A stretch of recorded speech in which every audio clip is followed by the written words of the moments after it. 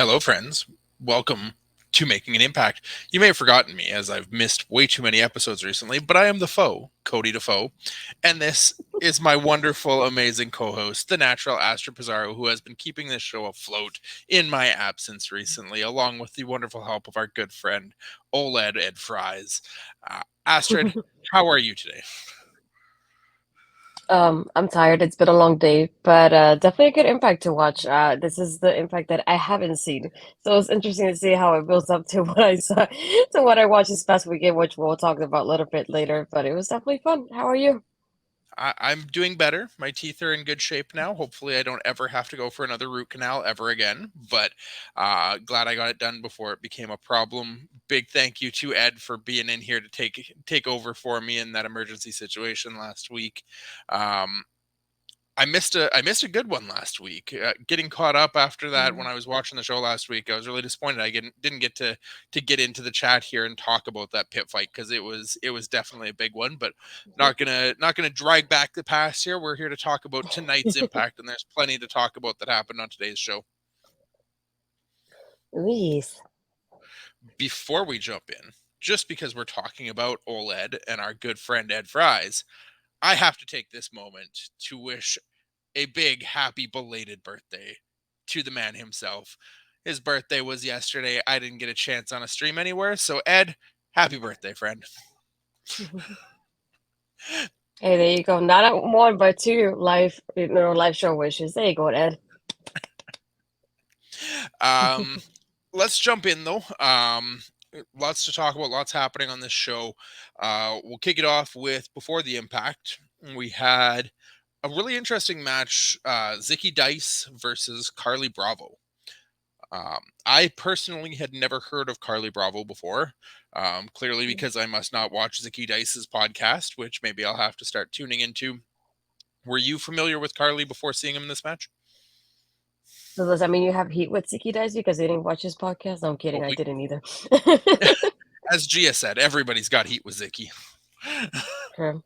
No, I didn't know of him. I don't know why for some reason my eyes saw this graphic as Charlie Bravo. So if I say Charlie, I do apologize ahead of time. I had to learn his name tonight. It's Carly, not Charlie. I was embarrassed, but anyway. No, hadn't heard of him. I had seen the pictures on social media from the tapings, but I hadn't heard of him before. But definitely loved his performance tonight, though. Yeah, it was a big performance for both of them. I did enjoy Tom partway through this match asking Gia, who congratulations Gia Miller for being on that commentary desk. I believe it was her first time stepping aside and being out there, so big congrats to her for getting that opportunity. But Tom definitely asked her at one point in this match, like, Carly, how do you spell that? Is it like Carl E? Like they had to try and justify why his name was Carly, which I enjoyed that they brought that up because I definitely also saw this as Charlie on the initial graphic for it online. Okay, I'm not alone Obviously, then. I'm good to know. Zicky still being part of Swinger's Dungeon, he still makes his entrance, pushing Johnny Swinger in his mini ring cart down to the ring. Um, I got a kick out of Johnny holding up the Road to 50 sign with a 0 out of 50 on it. Mhm. Let's hope that sign never goes away. We'll just stay at 0 forever and just keep counting off the zeros.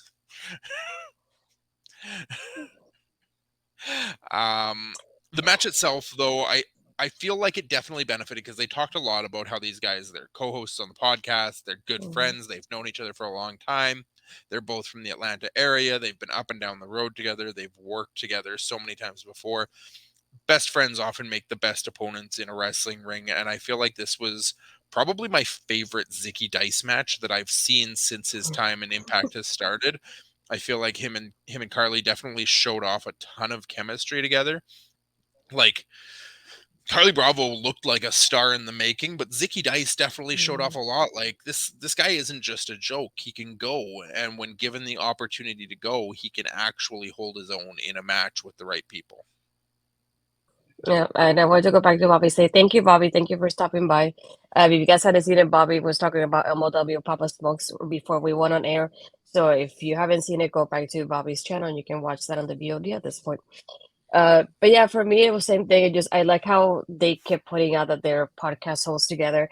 I didn't know about Ziggy's podcast to begin with, so it's nice to see. It's like, oh, they're friends outside of this. So I think it helped build up that chemistry between them in the match itself. So I definitely love that part of it. But I feel like definitely, like you said, it was definitely my favorite Ziggy Dice match, and I feel like it was a good showing for both of them. And it was one of those matches that I kept going, I want Carly to win it. I had a feeling Ziki was gonna win it, but I just wanted I was cheering for Carly more than anything. Sorry, Ziki, I didn't mean anything bad, I promise. But no, just like he was doing so well. And then I was like, man, it would have been a turn to win right there. And then Ziki won. I'm like, oh, I didn't want Ziki to win it though. I'm sorry. Breaking No, I news. really didn't. Zicky Dice has just posted he's got heat with Astrid. He retweeted my tweet, so he doesn't have that much of a heat with me for the moment, it seems. Maybe later. No, I found myself rooting for Bravo in this one as well. I thought he just looked really good, and it's hard to tell in a match when he's with somebody who's a close friend and a training partner and whatever else they may have been in the past, because they have such chemistry together in general. But he's somebody I definitely like to see more of. I feel like he may have just been a local talent while they were in Atlanta, but I would definitely like to see him get an opportunity to do something more with Impact. And given his friendship with Zicky, once the Swingers Dungeon stuff's done, maybe he's somebody you bring in and partner with Zicky after Swingers gone. True. One last thing out of this BTI segment that I did note down that I just want to put out there. Gia definitely had a lot of facts and a lot of knowledge, and she had kind of the confidence in putting facts and knowledge into context during the commentary there. If she's going to be on commentary one more, just as a personal ask, I would like to see more enthusiasm out of her in her broadcasting. It felt like she was very dry, like she was just there to deliver her lines, and that was it. Tom really tried to engage her. Just with Matt Raywold on there, Matt gets so into the action, and we've been spoiled a lot with color commentators lately that I would like to see her kind of work on building that enthusiasm going forward and being a little bit more engaged in the match, as opposed to just feeling like she's spouting off random pieces and tidbits here and there. The only place that kind of felt engaging, and it wasn't in an exciting way, it was more the disgusted way every time she talked about how sweaty and smelly Zicky Dice was. Well, I can tell you it was. I guess not a spoiler for you in that sense of it, so I don't feel bad saying it. But yeah, she will be on commentary because at least for the tapings I went to, she was in commentary. I love, having her walk down the ramp with her theme song, just singing to it, and she was dancing her way down to the ramp. I was like, can I just say I love Gia? She's so pretty. But no, I love watching her there. So I thought about it. I'm like, I can't wait till this BCM. I just, I can hear her because I kept thinking about it. I thought I never heard Gia in commentary before, and that was before this happened, obviously. So I didn't know she was part of this. So that's why I'm excited for the ones for February because I know for sure she's part of them. Yeah, no, I'm excited to see her work on it and hopefully grow and advance and get more comfortable in the role. She's definitely got kind of that raw talent that I think she can absolutely excel in it when given an opportunity. Just a personal tidbit and to throw out there of something that I would like to that I'm going to be looking for and I'd like to see from her just is the growth and the enthusiasm in the content she's talking about. After we finished up with BTI, we get into the main show where we got just a couple quick recaps before the opening. We got a recap of Santino and Ernest Cat Miller last week setting up the Golden 6-shooter match that will be our main event here tonight. And then we got a recap of the Speedball and Kenny King pit fight, which ended with Speedball taking the turn of extra violence at the end to put Kenny King down, hopefully once and for all. And then we get into the X Division title match. Astrid, tell me what you thought of this. I don't know how to start it. What is Mike Jackson doing in the ring, to be honest? It was something, I guess it was just something fun for Trey more than anything, because I didn't see like a point really in this happening. I didn't care much for that aspect of it or having Mike Jackson in there. I love Trey, but the Mike Jackson aspect, I could have done without, to be honest. Um, yeah, just like once knowing him and knowing from the moment it was announced, I knew like Trey was gonna retain, and there wasn't really anything that stood out to me like all he did was like move out of the way when Trey was running towards him, and that's like easy in that aspect of like Trey's gonna be hurt, so he can take advantage. Like the I think like the old school and on the top rope, we had seen stuff like that before, but plus that Trey's the one really like holding him and helping him in that aspect of it.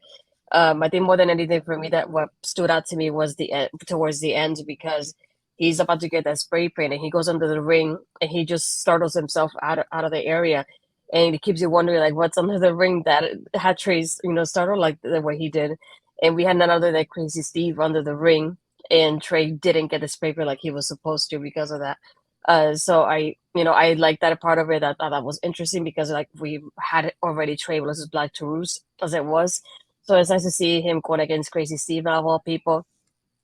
I can't wait for you guys to watch that match because it'll be really, really good. It was super exciting to watch.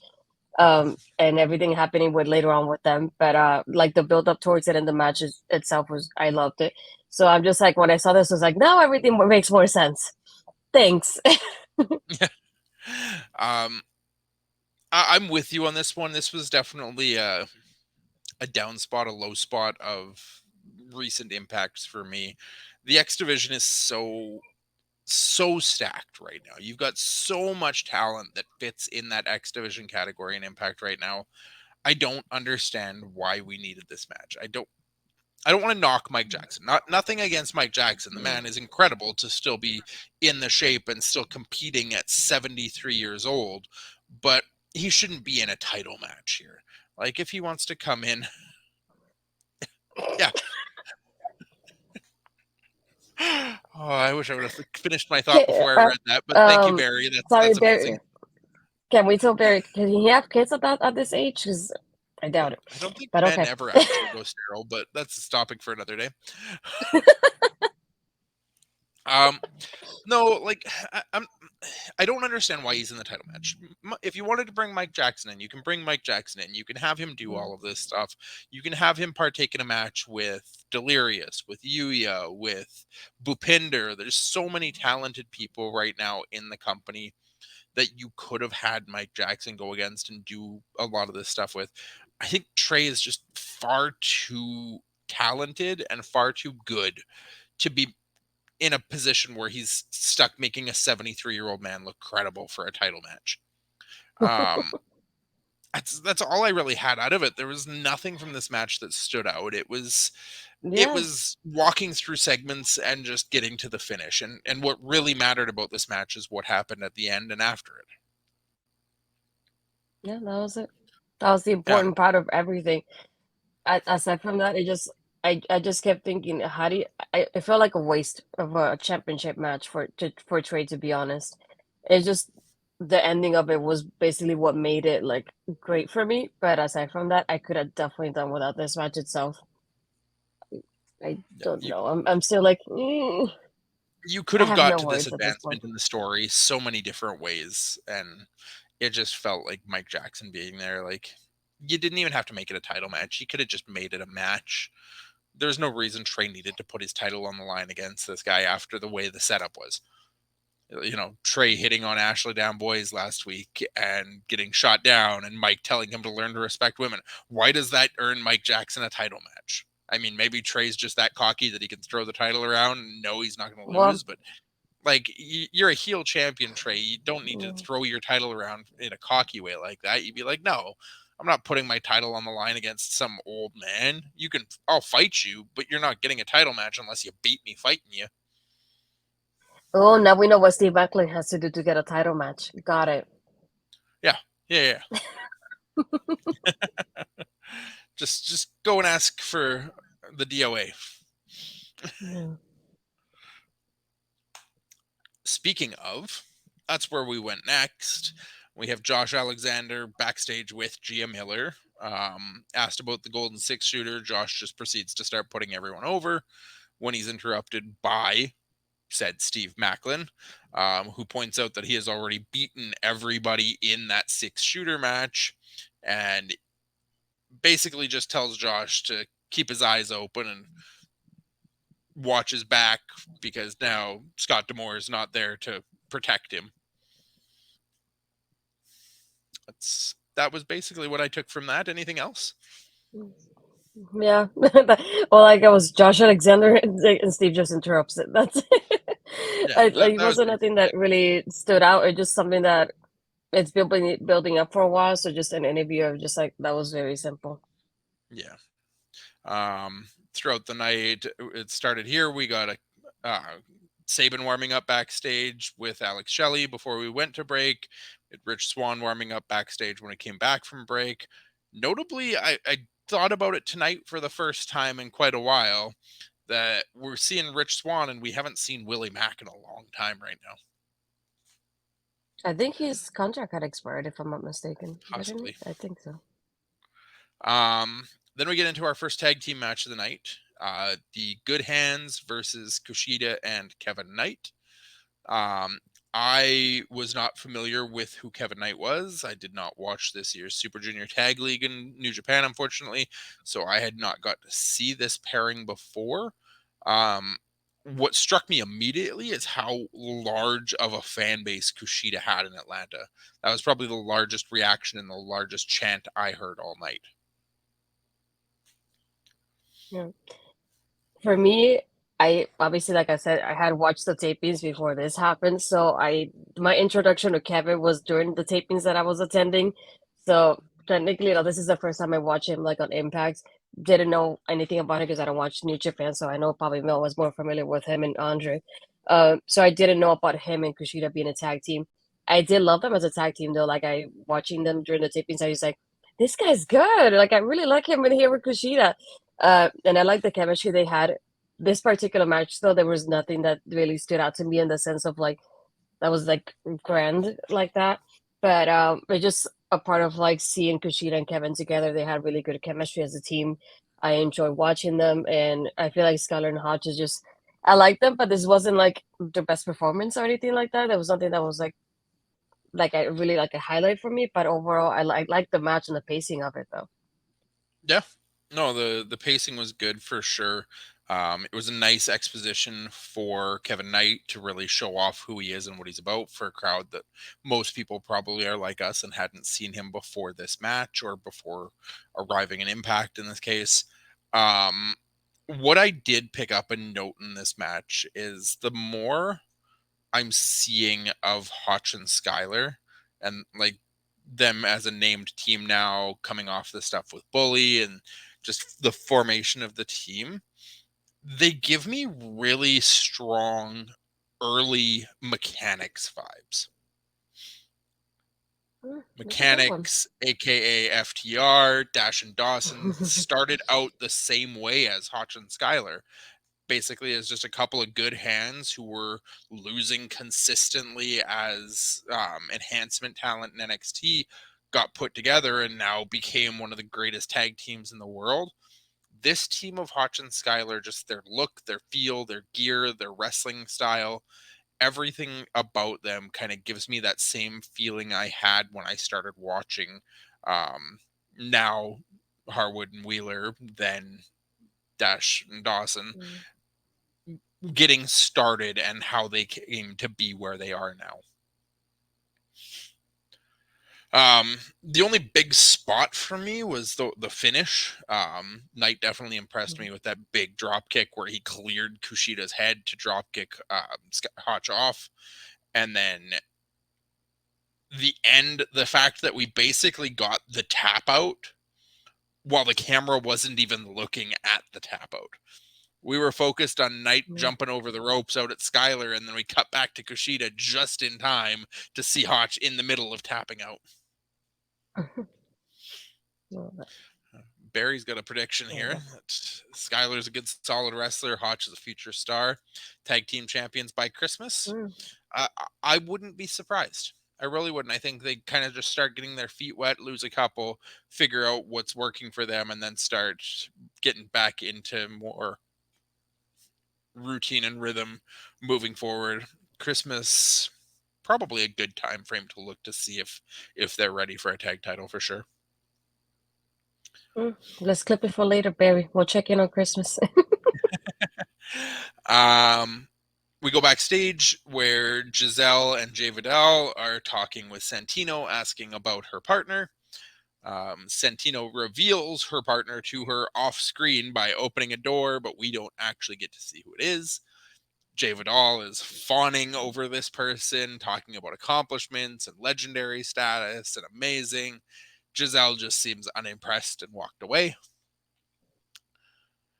We come back from a break to find Jordan and Mickey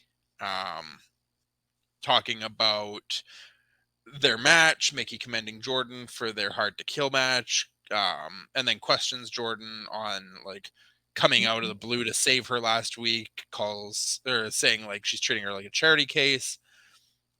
Jordan kind of ignores that, brings up the fact that Mickey tapped out and she'll win her title back when they get their rematch.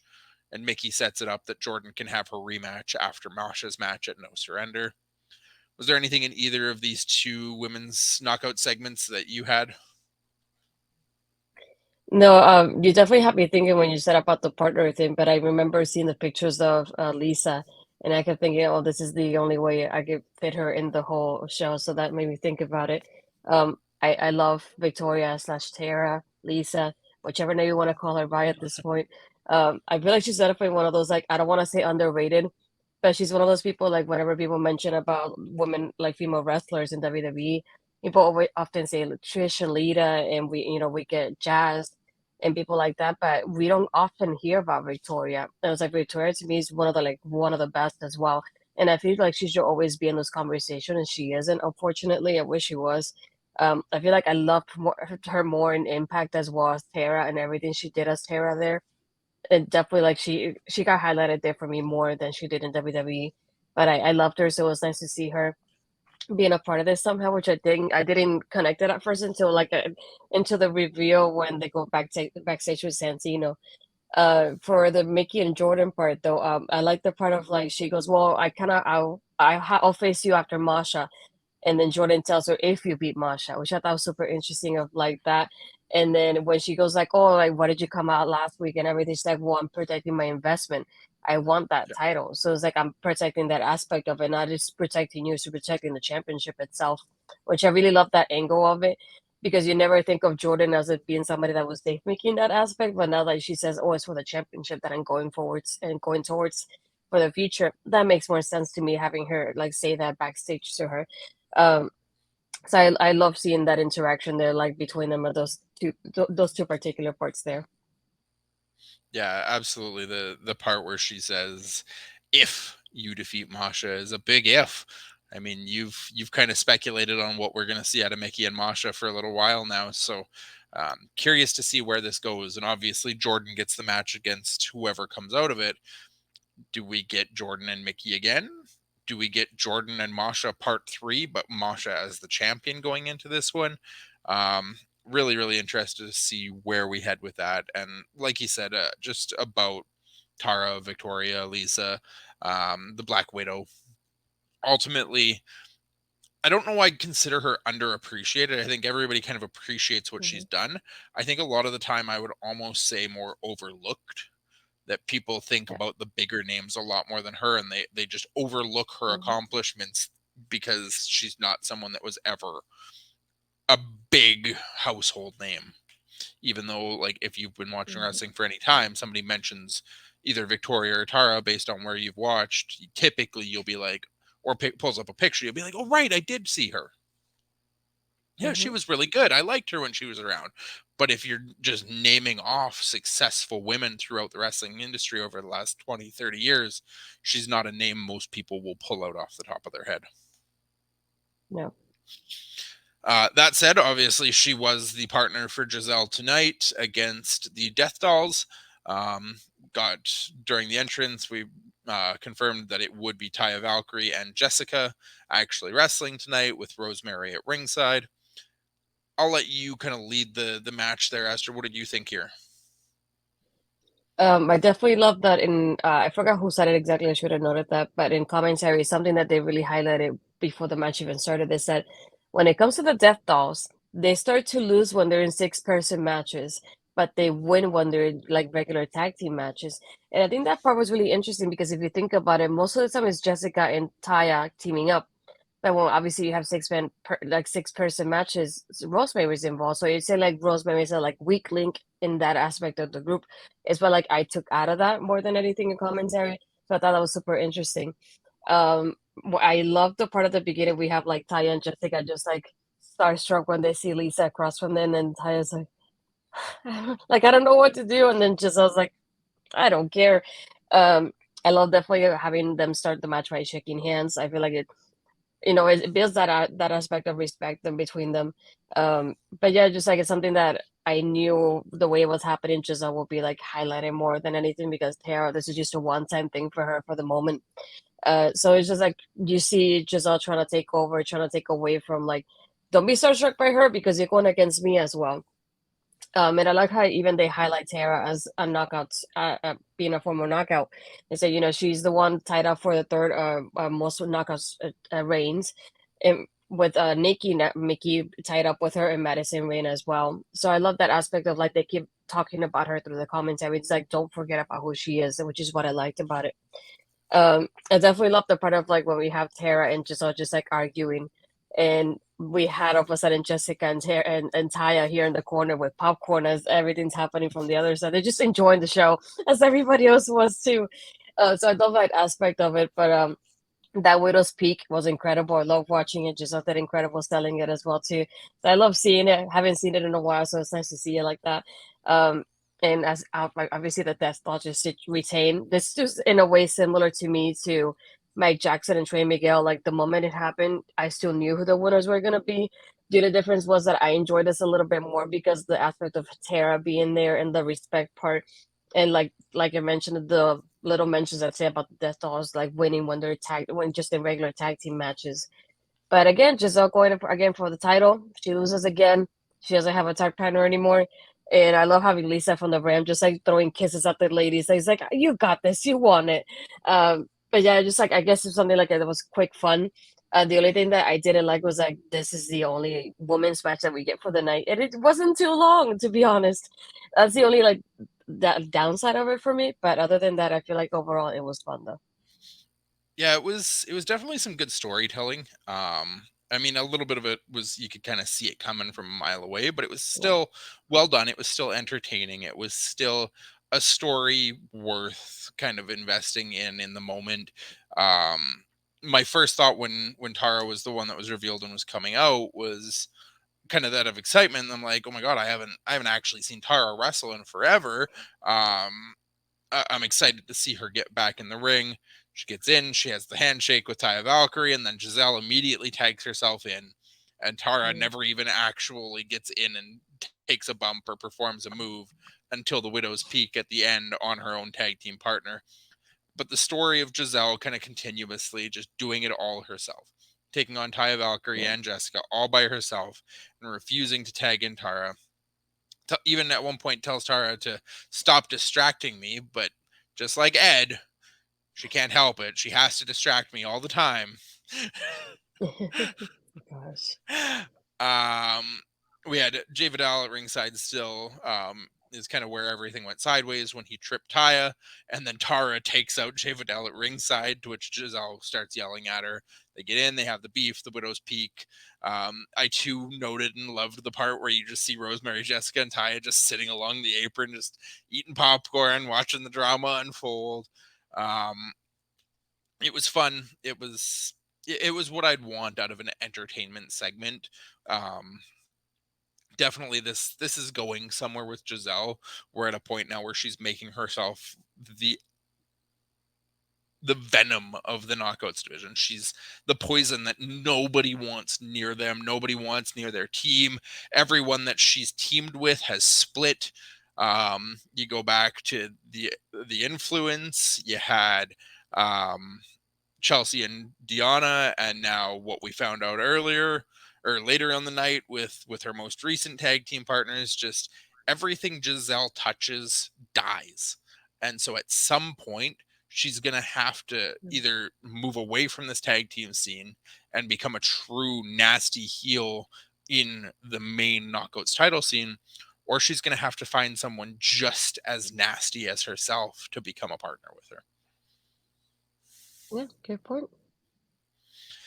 Um, we got a quick clip of Rhino now back warming up backstage with Heath beside him, and then we got a Taylor Wilde promo. So even though we didn't get much for knockouts in the ring, we did have almost 3 full segments of different knockouts here, right in Mhm. the middle of the show. Taylor Wilde. I mean, at least it's something for her now, a little bit more than just the let's get wild that she was before. Thanking spirits, giving herself a tarot reading. I did take note of the cards that she drew for herself to try and do a little bit more digging for myself on them. The Queen of Swords, the High Priestess, and the Ten of Swords, but I'm not very tarot talented myself to know what the cards really stand for. So, more just made the note of that, looking forward to see if there's something story wise that maybe it's a little foreshadowing that'll make sense later down the road. The big point of this was she had a crystal that she was dangling and asked the spirit to answer her question of if she was going to have to deal with any more Killer Kelly on her path. And the crystal dangled in the way of yes. So there's more Killer Kelly and Taylor Wilde in the future, apparently. Maybe. I can't say We say much. to Astrid, who has all of the spoilers all the way to No Surrender. I'm sorry, Cody doesn't like spoilers, so I'm trying not to react too much to anything he's saying. Sorry.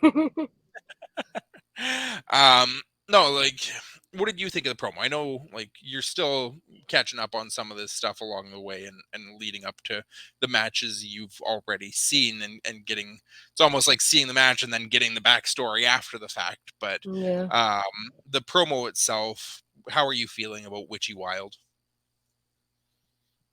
I'm still not convinced about it, to be honest. Sorry, Taylor. I'm not sold on it. I guess after watching like people like Donna, yeah, I feel like I have it in a certain like aspect, like it has to be like a certain way. And with Taylor, it's not any way, shape, or similar to it. So I feel like I don't believe her as a witch, to be honest. It feels like that way. And no disrespect to her, I apologize, but it doesn't give me the same vibes.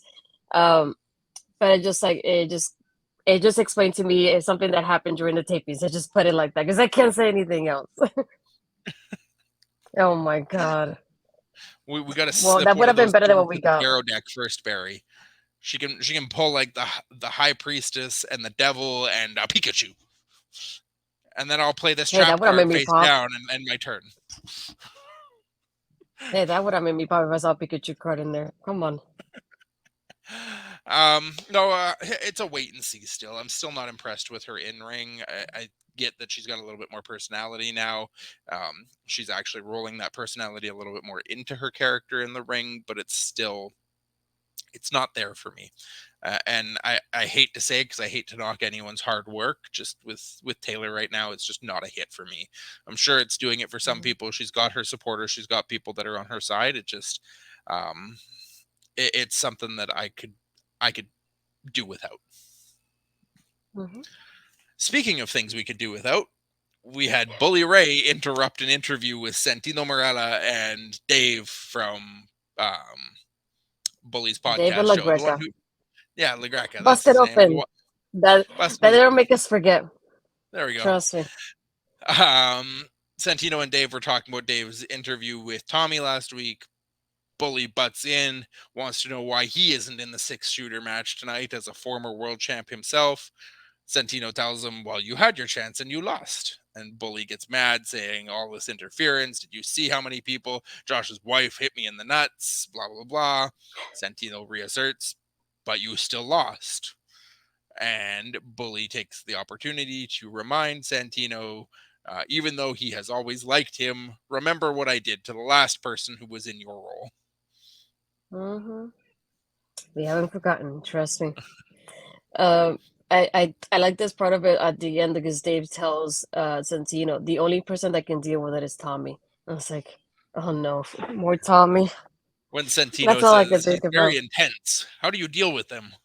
I I don't. was like, Only Tommy can. well, I was gonna say they're not on set together. They're doing it from home, so of course he has to have to deal with him with that intensity close by, like you just did. Um, but yeah, I thought that was funny the way he does it. Santino, I love Santino being here though. I feel like he definitely makes me laugh and smile every time I see him somehow. So I love that even though it's something like this, I'm supposed to be like serious, he makes me smile somehow. It makes me like break out of my concentration or whatever's happening.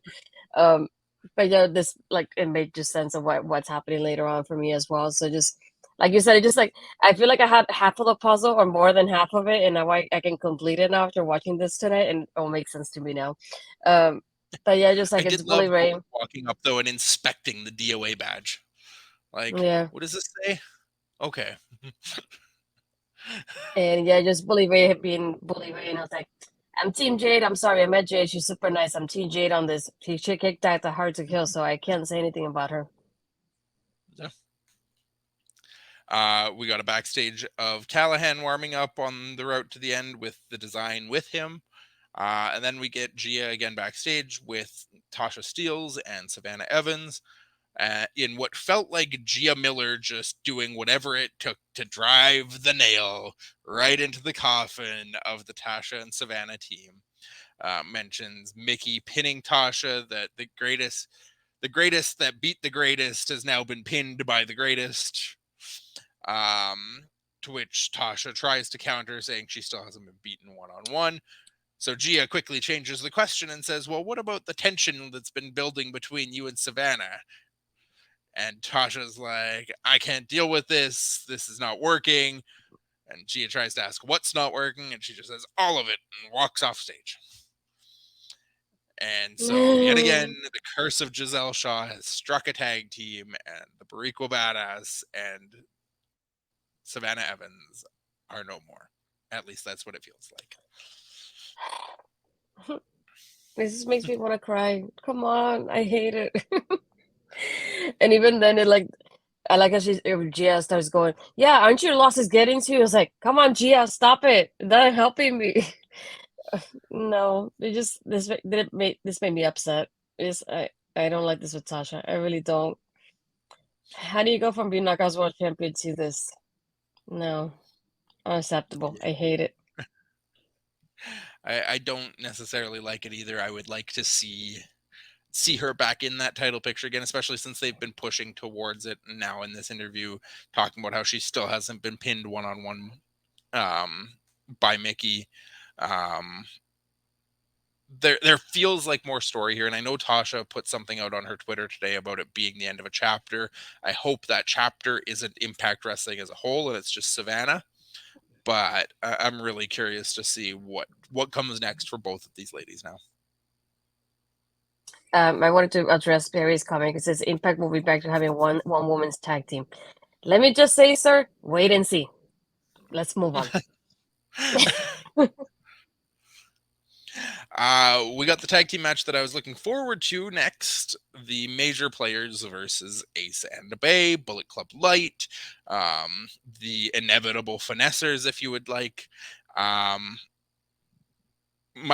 first note on this match that I took is when Ace and Bay enter a match, the finesse is inevitable, because that is literally what happens in this match. Is it gets started and it's just pure poetry from Ace and Bay.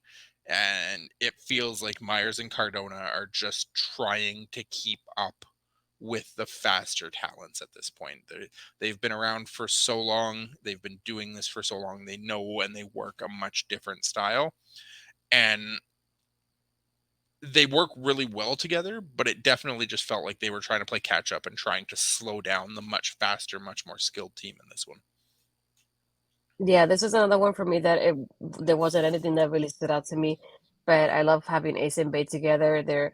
I love their fast-paced action that they always do. So I just something that I am always looking forward to.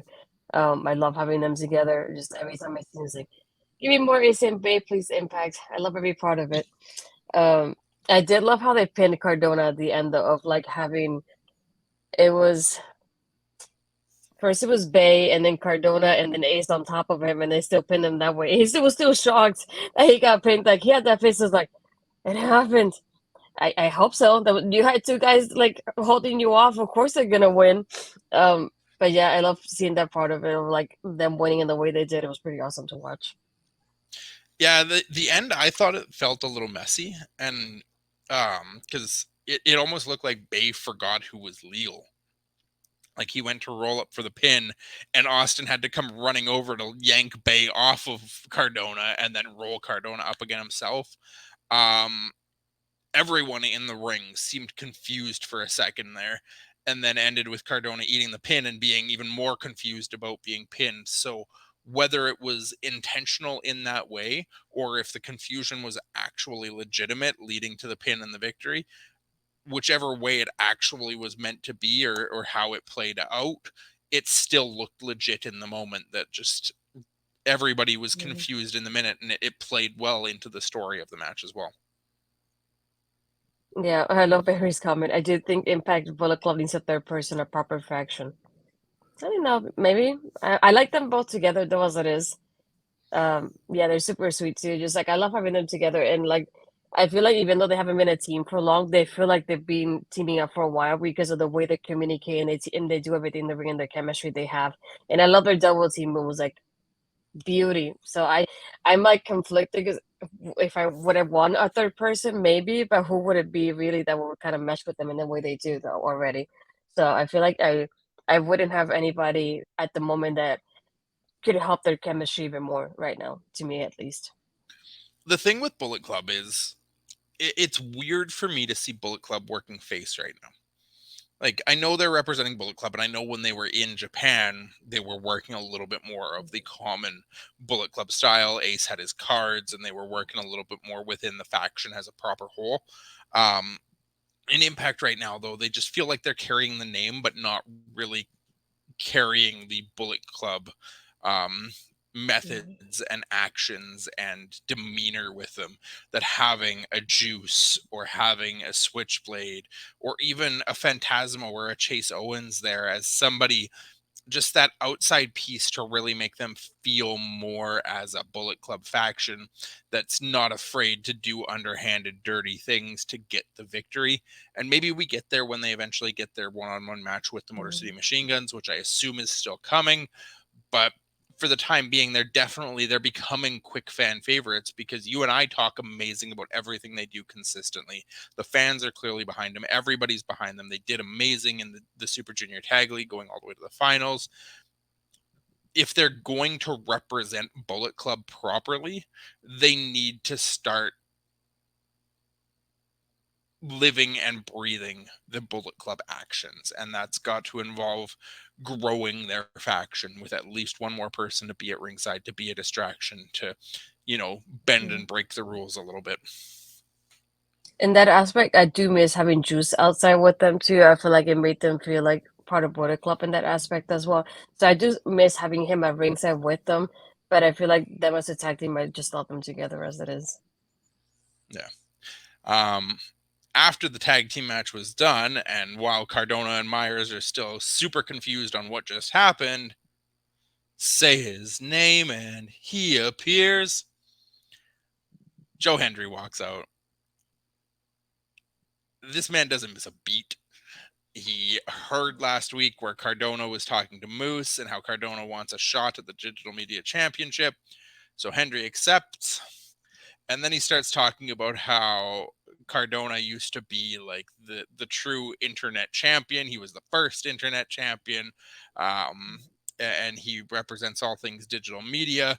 But lately, Cardona's just green with envy because nobody's talking about Matt Cardona anymore. They're all talking about Dancing Moose. So Joe Hendry's here to save the day. He doesn't want Cardona to feel left out, so he's written a special song just for Matt Cardona.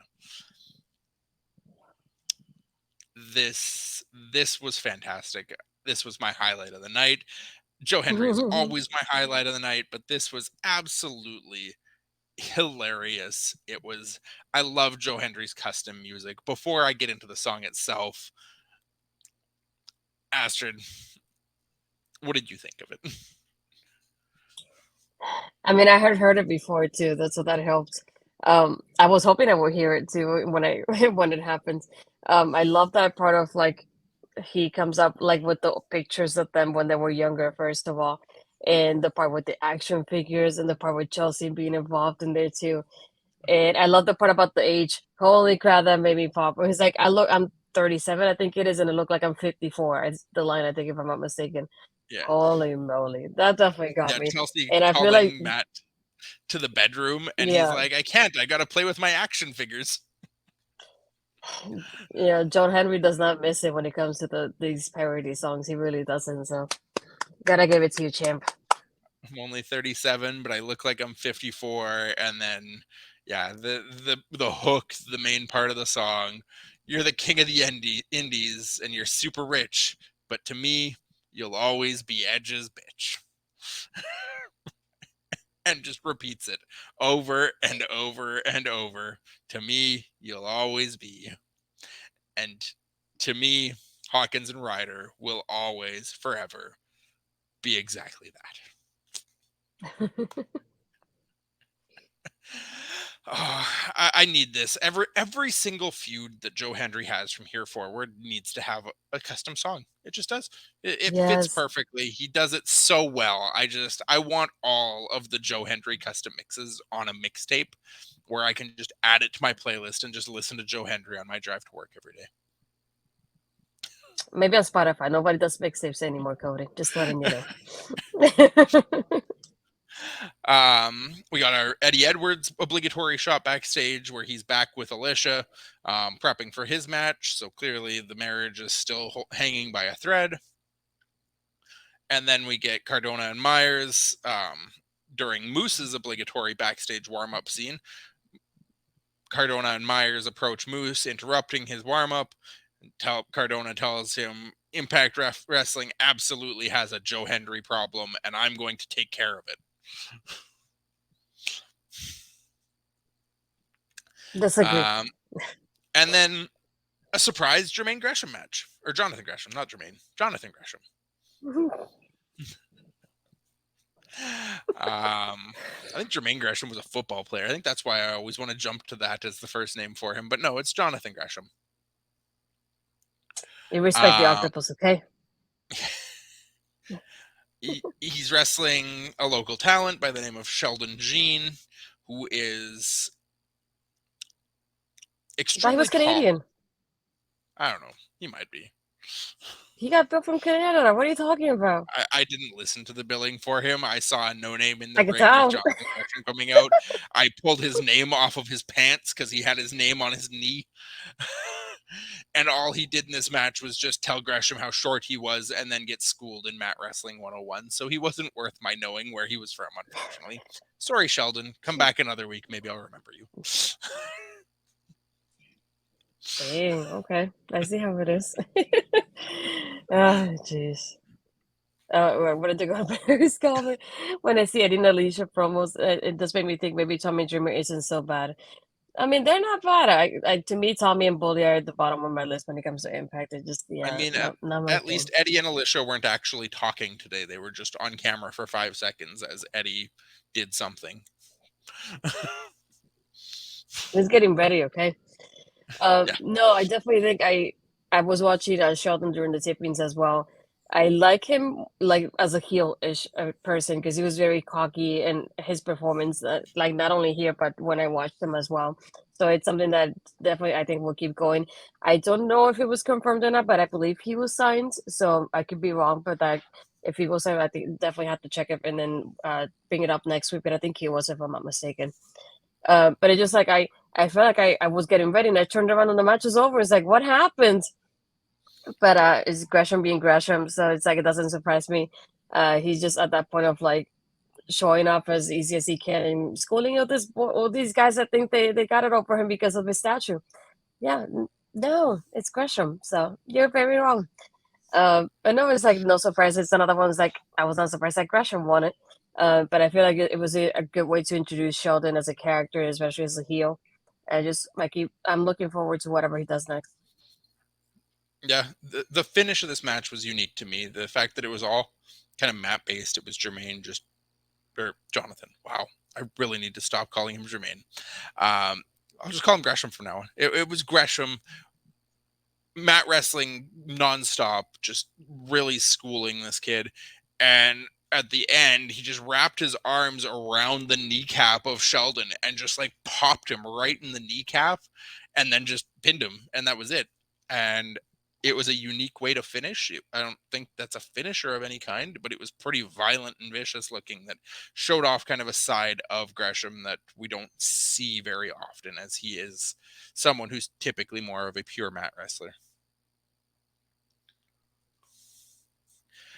We got our weekly checkup on what's coming next week. We got confirmation that Ace and Bay will be taking on Kushida and Kevin Knight. And we've got Gisele Shaw versus Savannah Evans happening on next week's show. That's the only confirmation of any matches we have for next week. I'm sure Astrid knows them all and knows the results and all of that fun stuff, but we'll save that for next week. Instead, we will jump right into the main event for tonight. Moose versus Rich Swann versus Callahan versus Chris Sabin versus Eddie Edwards versus Rhino in the Golden Six-Shooter elimination match to determine Josh Alexander's number one contender. This was a bit chaotic to start, but it really kind of found its footing and cleared up and became pretty solid overall by the end of it. I'm always kind of a fan of an elimination style match like this. I'm not typically a big fan of the one and done in a big 5 or 6 Mhm. person match like this. Um, I think the eliminations went in a pretty straightforward order. Rhino is the first one out, was probably the Mhm. most predictable piece here, with Mhm. Moose interrupting a gore attempt by Rhino to Callahan. Moose hits Rhino with a spear instead, and then Callahan sneaks in to take the pin from Moose. Next, we got a pretty solid all around battle by the 5 men remaining. And then Eddie, just as he's about to hit the Boston Knee Party to take out Chris Sabin, lightning strikes, thunder erupts, and Perfect Creation 1 PCO is here once again, just long enough to distract Eddie Edwards for Chris Sabin to get the roll up. Again, Eddie with his story with PCO makes sense that he would be the next one out. And we're down to 4. Those first 2 eliminations, Astrid, was there anything from those first 2 that kind of stood out to Mhm. you? There's just part of like I like in commentary they mentioned that Callahan was competing in this match with Dina's permission, so I thought that was interesting that they brought that up before the match started. I don't know why I kept forgetting this was an elimination match, and then when Callahan was pinning Rhino, I thought there's no way this is over already. What's happening after this? But yeah, I forgot that was elimination. I'm glad it was like you said because I'm thinking whenever there's to me when it's not one on one, I prefer having some kind of elimination to it because I feel like it builds up and it gives an opportunity to the other people to to have the opportunity to win the match rather than just one pinfall and that's it. I feel like if it was one pinfall, it would have been Callahan winning over like pinning Rhino so quickly, and I feel like it would have been boring for me if it ended up being that way, for example. Um, but yeah, I feel like it went like really straightforward. I wasn't surprised seeing PCO. It was like I remember thinking about it that when the pay-per-view happened, PCO coming in here affecting Eddie just it's like I'm gonna go after you. So this is the way of doing it in every way possible. And why not cost him the championship match that was on the line in this? It makes total sense for him to be here. Yeah, yeah, absolutely.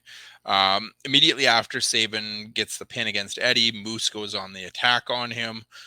We got some back and forth there, but somewhat surprisingly for me at least, Moose lands a spear, and it was just the two of them after the Eddie elimination that we didn't have anybody else really come into this match. We had Callahan and Swann just kind of hanging out, waiting for Moose and Sabin to finish one another off. Um, Sabin makes sense as the next one out, though, being a tag team champion, having his tag team Mhm. titles, going into another tag team title defense here in the next little bit. It would be weird to have your tag team champion as the number one contender going into the next major show. So obviously, Sabin being knocked out here is unsurprising ultimately in the end. Yeah, I definitely felt the same way. I feel like it made sense for him to get eliminated next. Out of all people, I feel like him and Rhino were just like my first two choices because I was thinking you're in a tag team, you don't really need to be here at the moment, so that makes sense to me. The one thing I didn't like about like when once Eddie got eliminated, I feel like the remaining people made me question who got eliminated or not, because I like it when people are involved within, even still in the ring and not just hiding on the side of the ring until they have to come in. I like it when it's like all the action is happening at the same time because right now I kept thinking oh, I see Moose and Saban. So I was like, what happened? Does that mean everybody else got eliminated? Like, it made me question the eliminations at that moment because I didn't see anybody else. And I prefer having, like, whenever you have those, like, three ways and four ways, I like having that action between everybody at once rather than just, like, having people, like, resting outside where there's two people in the ring. I don't like that. I feel like they could have done more on that aspect of it. Yeah, I feel like the Moose and Saban bit was where this match kind of started to pick up its footing, but I do agree that it was weird that nobody else got involved in that segment. And I feel like once Saban was out and we were down to Moose, Swan, and Callahan is where this match really took off for me. We got all three of those men involved. We had a lot of action back and forth. It actually went to a commercial break and came back to a spot where all three of them are on their knees in a triangle, just exchanging and trading blows along both sides of the triangle. Um, Ultimately, Moose ends up taking some control out of here after a swan cutter taking Callahan out of the ring. And then Moose starts targeting Rich Swan's knees and beating and beating and beating and just taking the snot out of the knees of Rich Swan for the most part. While Callahan just kind of sat on the ringside, just watching these two go at each other. In an elimination match, I can't fault him for that, especially being as someone in the design that you take and watch these two beat each other down, burn each other out, and you catch your breath. So when one of them gets eliminated, you're ready to just come in Mhm. and pick up the scraps, which is kind of what happened. Swan ultimately ends up rolling up Moose to eliminate him. Again, it makes sense as the next one to go. Moose has already had his title scene with Josh Alexander. He's still kind of in the midst of a program that's ongoing now with Cardona and Myers and Joe Hendry. Um, it left us with Rich Swan and Callahan, who both felt natural as the most likely to be the one coming out of this match as the number one contender. And as soon as Moose is eliminated, Diener Khan and Angels make their entrance finally. Um, Kind of somewhat odd that they were absent for the entirety of this match. Were you surprised that it was Moose gone, or were you also kind of on the belief of Swan and Callahan here? Yeah, I kept thinking like definitely most towards like the my bottom people to get limited towards the end of it because I used that he already had his shot. I feel like his part with Joe Henry and Cardona and Myers was still ongoing, so I didn't think he was gonna win it. I definitely like based on what I thought, I had people like Swan and Callahan were like my top two. I figured the winner was supposed to be between either one of them, and when I saw them and most together, I kept thinking definitely it has to be between Swan and Callahan for me when I saw all three of them towards the end here. Yeah. Uh, when the design arrived, they confront Callahan on the outside. Diener gets right up in Callahan's face, tells him that his final test is at hand, that he has to go in and take out Rich Swan as the final step of his initiation. We got a pretty decent back and forth here between Swan and Callahan after Callahan finally got in the ring. Really liked how Swan turned the stretch muffler around into a roll up really, really quickly and easily looking. That was really smooth. Just Callahan in this last segment looked a little out of sorts. He looked slow. His pacing looked a little off. He looked a little weak on his knees, a little bit awkward moving around the ring. That I don't know if something happened to him or what was going on there. It felt a little off to me. And ultimately, we get Rich Swan outlasting and taking out Callahan to become the new number one contender, which well deserved. Rich Swan has been a champion before. They mentioned it on commentary that he never actually got his rematch for the title when he lost it. So he's been aiming for this for a while, and it's kind of felt like he's just been in a holding pattern for a little bit, waiting for something to happen for him. So now we actually get Rich Swan in an important story going forward, and I'm excited to see a Josh Alexander Rich Swan match, but I'm also excited to see a little bit of the build up and kind of where this landed after the match too. Mhm. I wanted to go to Barry's comment. All the referees ran out to stop PCO coming out. Nobody seemed bothered by the design being there. I didn't think about that either. Because the PCO is a raging monster who literally only knows one word right now as he comes stomping on Eddie, Eddie, and the design just come walking out all. Don't Which mind one's more me. intimidating? Nobody pay attention to me. I'm just coming out to talk to my protege. Oh It makes gosh. sense, Barry. Come on. Would you stop the raging monster or would you stop the smart, intelligent psychopath? Oh gosh. um, no, like I said, what came out after this match with the design there, obviously, um, once Callahan loses, the design comes in, lifts him back up, and then decides, because Swan for some reason decided to stay in the ring with all four members of the design by himself. He gets beaten down by them, and just as Diener's directing Callahan to hit the captain's driver, Yu Amura of everybody comes down to attack. As he's getting beaten down, Josh Alexander and Frankie Kazarian come running down to even the odds, save Yuya, and the good guys stand tall over the design to end the show. Lots of potential, lots of possibilities, lots of moving pieces and interesting.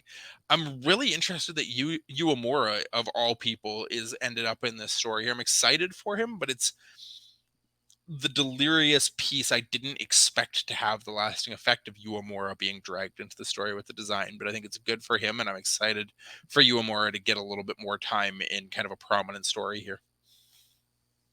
Yeah, I don't know why I didn't think about him at all. And then all of a sudden when I see him, I was like, I don't mind this. That's cool though. I'm glad he got included in here. And like having it made sense for Josh to arrive. Cass is the other one, like odd piece for me. Him coming in here the way he did, along just like Yuya. But still, I was like, cool. It explains a lot that I can't say. All of these puzzle pieces that Astrid is putting together. But Yeah. that was our show for tonight. That was tonight's Impact Wrestling on Access TV or YouTube or DAZN or wherever you watch it, Impact Plus, wherever you want to check it out. If you didn't watch it and you thought what we talked about here tonight sounded interesting, absolutely, you can search it out on any of those platforms. It's always worth a watch, and it's usually very very accessible and low cost to be able to watch every week.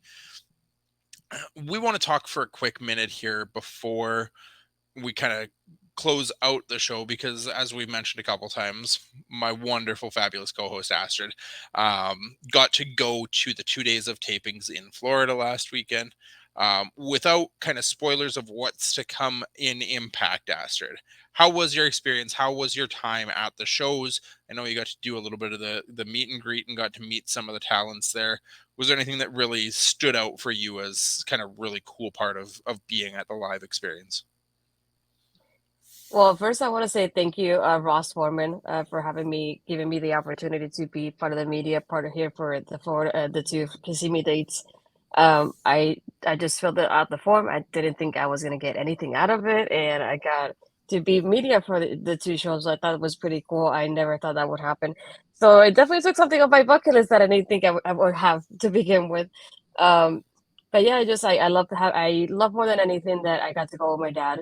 My dad is the one that not only introduced me to wrestling altogether, but introduced me to Impact as well, because he started watching when Sting got to TNA at the moment. So it's full circle for me because I brought him over and with my friend when I was younger, like in high school and around high school time.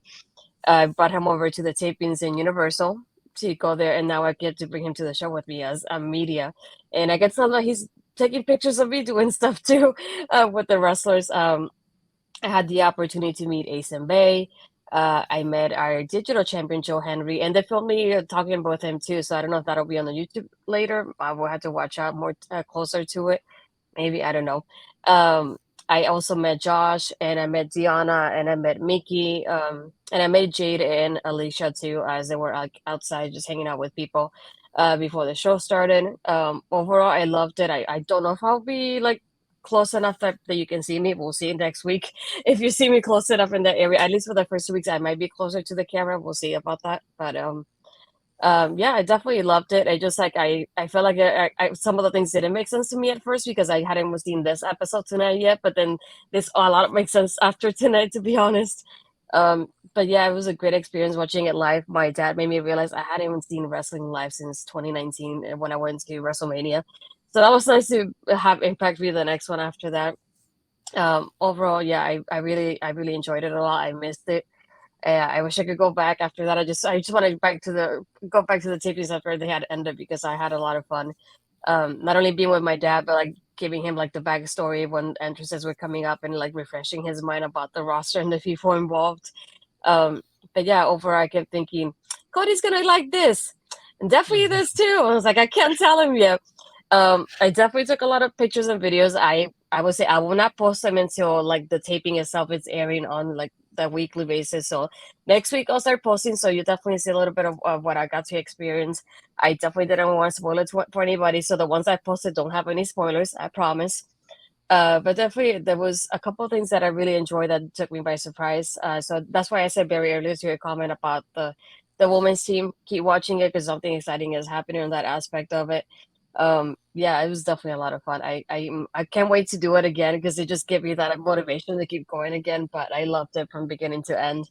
I had 2 nights, so it was pretty exciting to be there for both nights and just meet people and meet not only wrestlers but people from the community too. I got to meet Caden from Fightful that I had interactions with him on Twitter. And I met the fabulous Mary as well, who's always been a photographer. She took a bunch of pictures at the tapings there too. She's a big fan of Bad Taven as well, so it's nice to like finally see her face to face too, and to see one of my friends who's the one that actually took me to the tapings to Universal when I was younger, when I didn't have a car, because she's the one that had the car at the moment. So she always brought me to Universal with her when she could, and not to see her in the tapings as adults is like it was incredible for full circle moment for me. But yeah, I can't, like I said, I can't say much because I don't want to spoil anything. But next week, I it'll be different for me watching it on YouTube after I've been there. So my notes are definitely gonna be different in that aspect of it. I know the card and like the order of it, but we'll see how it goes. The only things I didn't get to see is like anything backstage. So if there was any attacks or the interviews and things like that, I don't get to see that. So I know that part of it will be like the surprise aspect for me. But overall, I love the experience with Impact. I can't wait to do it again. Yeah, I hope to get the opportunity to do it myself sometime soon. I don't know if I'll be able to make it to Rebellion in Toronto this year, just based on time and money to try and plan a trip like that. It might take a little bit longer to make sure that I have all my ducks in a row, but hopefully they don't take too long to come back to Canada again, and I can try and get to a show or get down to somewhere while they're touring around the states and get to a local show in somewhere down there as well. But Well, and excited one thing to I can talk tell about you though, yeah, for sure though, before I forget too, I told Joe Henry about you, so at least he knows about you now. it. Of course. I mean, they No, were filming me, so maybe they'll hear it. I don't know. We'll see. maybe, You know. maybe. Um, that's it for our show tonight. We will look forward to getting all of Astrid's in-person first-hand reactions and I guess second-hand reactions to the televised version as opposed to the live version over the next few weeks. When you're watching Impact over the next month leading up to No Surrender, keep your eyes peeled in the audience for our wonderful, beautiful natural to show up on your TV screens at any possible points. And that is it for today. Astrid, before we close out and give where people can find us, who was your impact maker for tonight's show? This is gonna be biased for me, but it's definitely gonna be Tara. I love watching her, even if it was that one Widow's Peak. Haven't seen it in a while, so it was nostalgic for me watching her. And not only that, but seeing like the way that Ty and Jessica were reacting to her when they saw her. I love seeing her.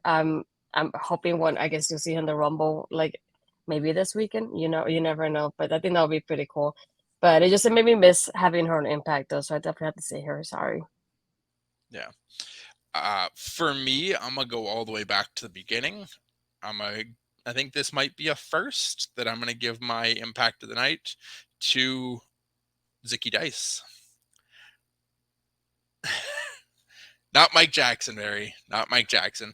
But I am going close. I'm giving it to Zicky Dice. I think I've written Zicky off a few too many times in the past based on just the learning tree stuff and the swingers dungeon stuff.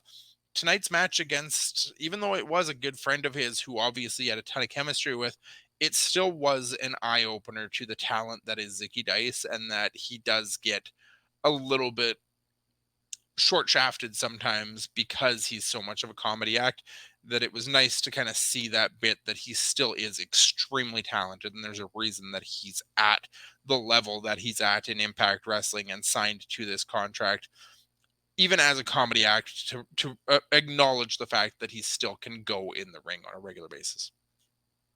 Yeah, sure. Astrid, where can our friends find you? You can find me usually on my Twitter, Astrid Pizarro, and my Instagram is Astrid Pizarro20.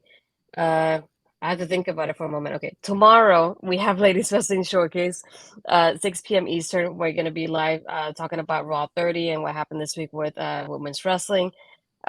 Since it was because of me, I want Mel's opinion about having Mercedes in New Japan because I didn't get to hear that before and we had it planned beforehand, but I've been sick, so I definitely want to chat about that too.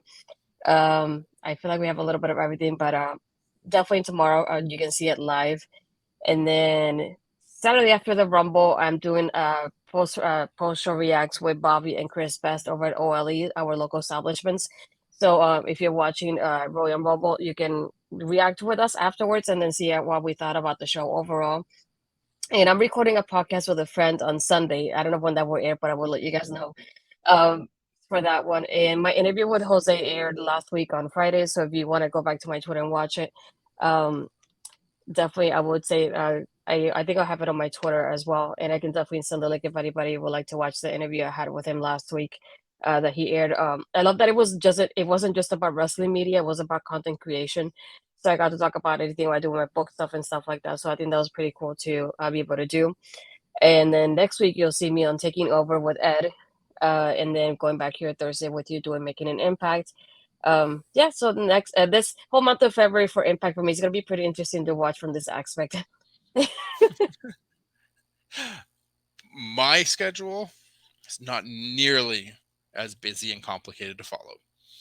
I have a Twitter account right here at Cody Defoe, and I'm here every Thursday night, or I try to be here every Thursday night because I've missed way too many in the last month, but I should be back and good now.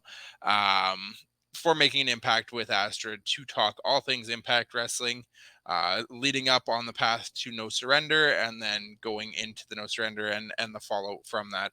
We'll be here consistently. We love to talk Impact. We love to hear what you have to say about Impact. Um, just to everybody that joined in the comments, to everybody watching this after the fact, we always appreciate the views. We always appreciate you joining the conversation and telling us what you think, telling us your thoughts about the show, about our show, about Impact's show on Access and DAZN. Let us know and join us back here live every Thursday night, immediately following the live broadcast of Impact Wrestling.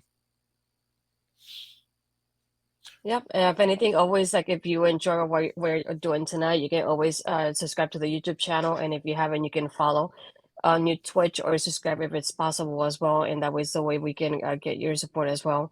Going back to Barry's comment, I can't believe that we're still doing the Royal Rumble when everyone wants the most innovative match in wrestling ever versus Battle Royal. Hey, I love the Rumble. Come on. I love a reverse battle royal. I'm with Barry here. Can we get an Impact reverse battle royal this weekend? No? Darn. Too late for that. I did want to go and rate our Backbreaker Media good friend, Jules, Rick Jules. So I'm going to be rating him in just a moment. But I really just want to thank everybody for their support. So if you can always subscribe and follow the channels, because if you like what you're watching, this is the best way to do it, especially if you're on YouTube. Subscribe to it. You can click on the bell for notifications so you know when we go live next time. So it's easy. That way you don't forget about it. But definitely we appreciate the support. Yeah, just thank you everybody. And then we'll see you guys next week for sure. Thanks, everyone.